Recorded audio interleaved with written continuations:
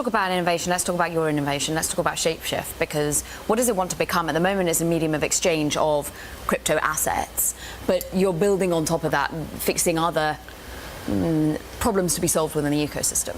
Yeah, technically Shapeshift is a market maker. People think of us as an exchange, but basically you come to us if you have Bitcoin and you want to trade it for Ethereum or Litecoin for Dash, for example. And we built a way to do that much more safely and much more quickly than how it had been done before. We don't hold any customer funds, and this is really important.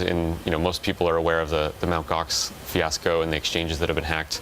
Shapeshift is a system that actually protects consumers by building technology that allows them to do what they want to do without holding high amounts of risk.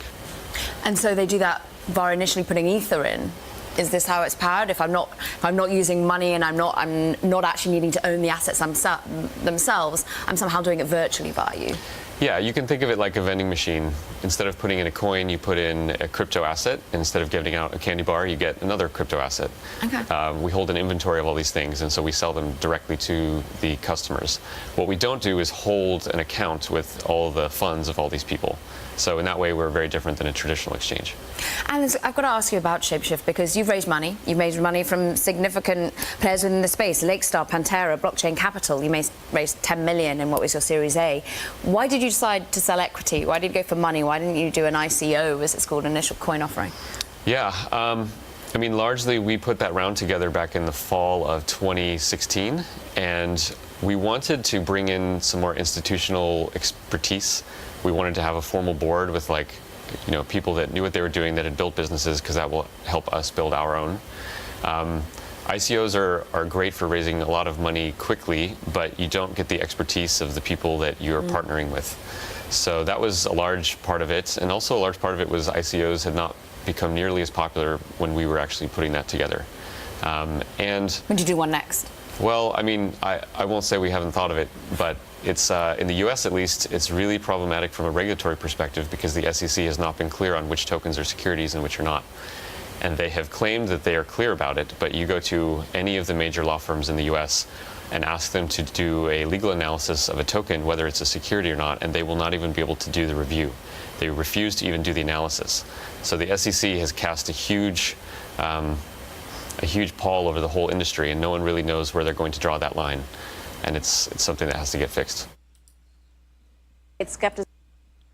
So he brings up some light on how our government regulations are not working as well, because once again, this is a major issue, and maybe this is why crypto prices are falling, is the unclear regulation from the SEC, and hopefully they'll address it.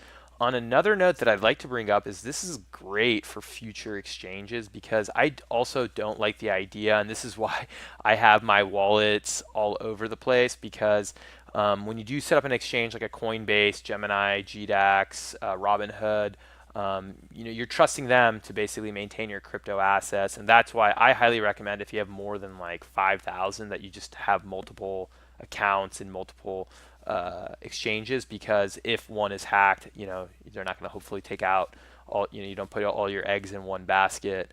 And this kind of future technology where it just allows you to basically you store your own crypto, and if you want to exchange for another crypto, it's done instantaneously and you don't have to worry about them taking care of the custody. I think it's great. And maybe like a hybrid model, because like I said, for some of my crypto assets I do want to keep and I want to have complete control, but for me too, I don't mind having some of it managed by someone else, especially if I have large sums of money.